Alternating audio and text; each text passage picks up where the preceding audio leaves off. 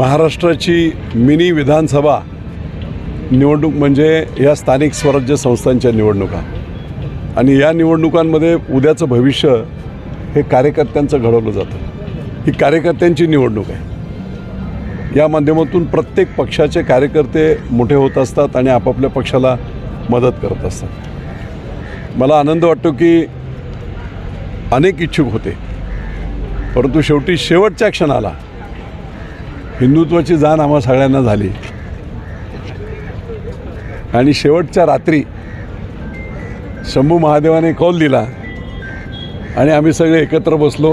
संजय हरपळे असतील, संदीपराव हरपळे, भाजप सेनेचे लोक माझ्याकडे आले, रात्री बसलो आणि 1 तासामध्ये इतक्या खेळीमेळीच्या वातावरणामध्ये भारतीय जनता पक्ष आणि शिवसेनेची अधिकृत युती झाली। आता प्रोसेस ज्याला म्हणतात, बऱ्याच लोकांनी फॉर्म भरलेले आहेत, पण आमचं जे काही ठरलेलं आहे त्याप्रमाणे सगळ्या उमेदवारांना सांगितलेलं आहे लार्जर इंटरेस्ट, पक्षाचे मोठे इंटरेस्ट हे महत्त्वाचे आहेत आणि त्यामुळे कुठे मागे पुढे कुणाला बसावं लागेल, कुणाला, सगळ्यांना चर्चा करून फॉर्म भरलेले आहेत। त्यामुळे कुठची कटकट खुटकुट न होता 21 तारखेला पूर्णपणे ताकदीने भाजप शिवसेनेच्या युतीचे उमेदवार संपूर्ण जाहीर होतील। हे जाहीर होत असताना भाजपचे आणि त्याचप्रमाणे शिवसेनेचे वरिष्ठ नेते सगळ्यांना ह्या सगळ्या कल्पना दिलेल्या आहेत। म्हणून मुद्दाम सांगतो, माननीय लाडके मुख्यमंत्री त्यांच्या कानावर हे टाकलेलं देवाभाऊंच्या, तिथून आमचे मुरल्यांना मोहोळ ज्यांना पूर्ण पुण्याचं प्रभारी आहेत त्यांना ह्या सगळ्या गोष्टी सांगितलेल्या आहेत। आमचे आमदार राहुलदादा कुल त्यांना ही कल्पना दिलेली आहे।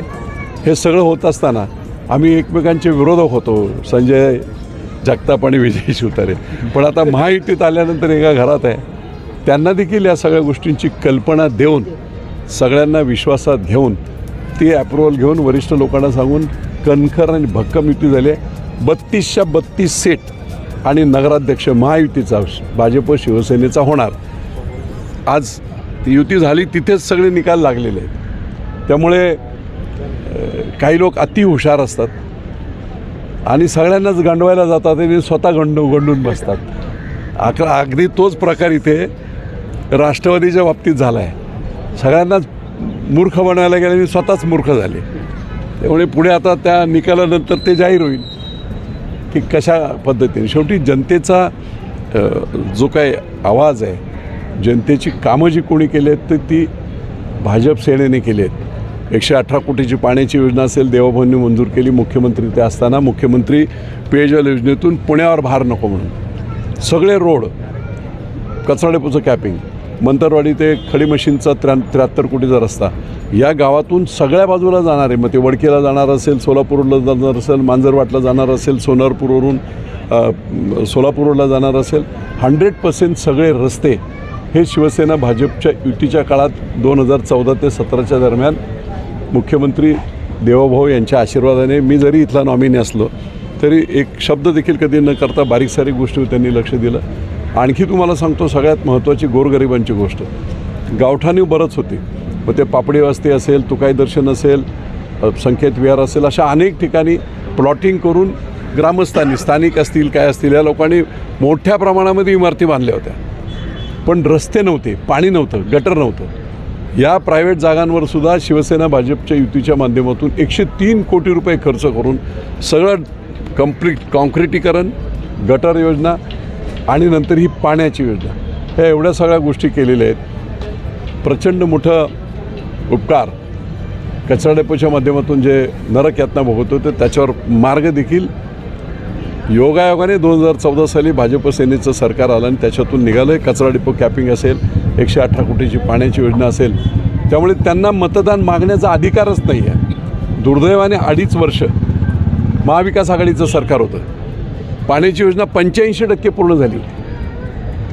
27 कोटी रुपये पुढचे पाहिजे होते पूर्ण करायला।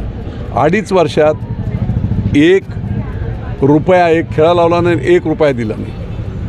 बारामतीला एसटी स्टँड बांधायला 200 कोटी देऊ शकता आणि 4.5 लाख लोकांच्या घरात जाणाऱ्या पाण्याला तुम्ही 27 कोटी दिले नाही, हे पाप केलेलं आहे। आणि मग कर्मधर्म सहयोगाने सरकार बदललं आणि भाजप सेनेचं सरकार आलं।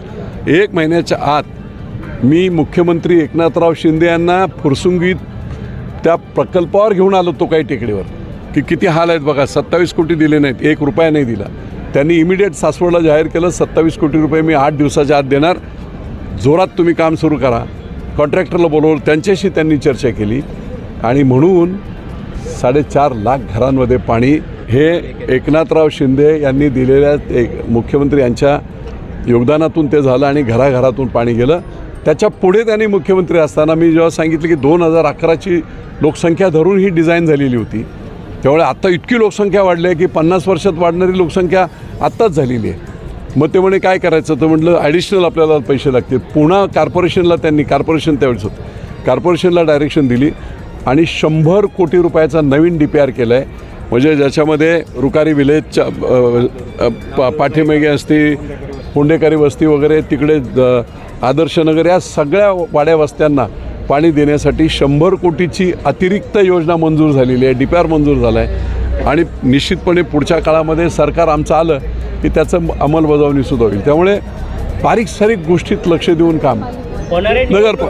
नगरपालिका टॅक्स कायदा एका नगरपालिकेचं 1-2 गावांसाठी बदलता येत नव्हता, म्हणून पळवाट म्हणून आपण पुणे शहरातून ही 2 गावं बाजूला काढली, नगरपालिका केली. आणि त्याच्यामुळे टॅक्स ह्या वरवंटा मोठा झाला होता, 12 पट टॅक्स होता. तो टॅक्स आपोआप कमी झाला. नगरपालिकेचा संस्थापक म्हणून भाजप शिवसेना झाली. याची मी विजय शिवतारे म्हणणार नाही, पण पक्ष म्हणून भाजप शिवसेना यांनी ही नगरपालिका अस्तित्वात आणली आहे. त्यामुळे इथे बसण्याचे अधिकार देखील आम्हालाच आहेत, कारण जे अपोजिट साईडला आहेत ना ते सगळे विरोध करत हायकोर्टापर्यंत गेले होते आणि त्यांना डिसमिस केलं होतं हायकोर्टाने.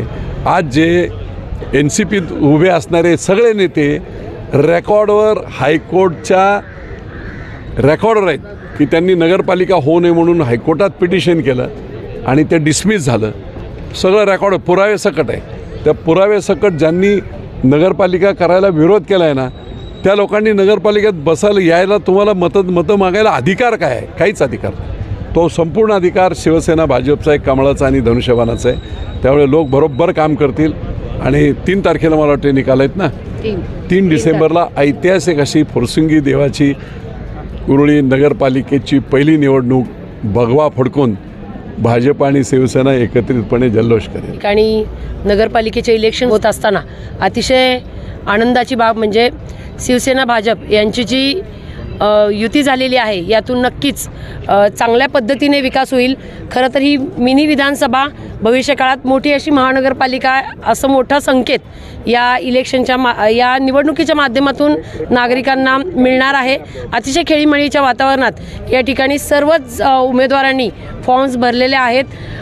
या फुरसुंगी आणि देवाची उरळी या ठिकाणी जे मूलभूत प्रश्न आहे, आत्ता सन्माननीय आमदार विजयबापू शिवतारे यांनी सांगितलंच की पुढचं जे काही विजन आहे ते किती मोठ्या पद्धतीने या गावाच्या विकासाच्या दृष्टीने आखण्यात आलेलं आहे. नक्कीच आम्हाला या ठिकाणी विश्वास वाटतो की या इलेक्शन्समध्ये जो नगराध्यक्ष होणार आहे हा युतीचा नगराध्यक्ष असल्यामुळे नागरिकांचे जे मूलभूत प्रश्न आहे, मुख्यत्वाने या ठिकाणी पाण्याचा प्रश्न आहे, रस्ते आहेत. ज्या वेळेला आम्ही उमेदवारांशी संपर्क साधला त्या वेळेला हे प्रश्न प्राधान्याने समोर आलेले आहेत.